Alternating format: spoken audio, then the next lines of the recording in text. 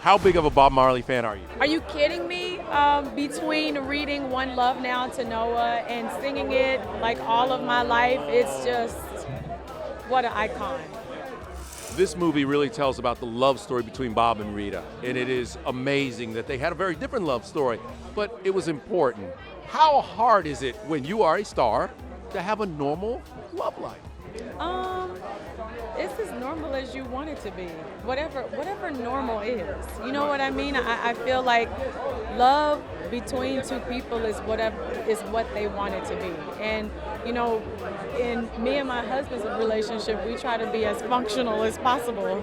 You know what I mean? You hit the jackpot. You got a great husband. You have a great husband. Wonderful husband. Yeah. I love him so much. Yeah. And I'm so grateful that I thought enough of myself to choose him because he's such a good guy. He's such a good man. He is a great man. All right, what are y'all doing for Valentine's Day? I'll actually be on a press run for Mea Culpa, a movie that I've done with Tyler Perry. And I will be in New York. Tell me about the movie. I'm super excited. It's myself and Trevante Rhodes, and I'm basically a defense attorney, and I have a new client, and there is a lot of energy between myself and this client, and I'm supposed to really, really get him off. What did you think of the Grammys and Jay's speech? I don't want to embarrass this young lady, but she has more Grammys than everyone and never won Album of the Year. So even by your own metrics, that doesn't work. Think about that. The most Grammys, never won Album of the Year. That doesn't work. Sean Carter is one of the greatest men I know. And his words ring so loud to me, and I couldn't be more proud of him. And I'm just really happy for a lot of things that he said. I think that he made a lot of artists feel very seen and very heard in those minutes that he took on stage. Whether you carried some of that for years or a year or felt some sort of way about that, and it's no disrespect, as he said, it's just more so thinking of new ways to whether it's vote or come together for new artists and what are the rules, how do they apply. It's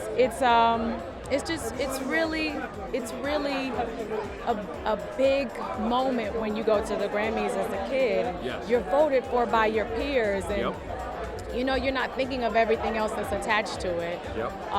And that's like the peak of career. You know what I mean? So you just, we're grateful for the opportunities and my moments on stage and the Grammys for sure. But I think that it has to evolve. Do you think that Beyoncé is too far ahead of the curve?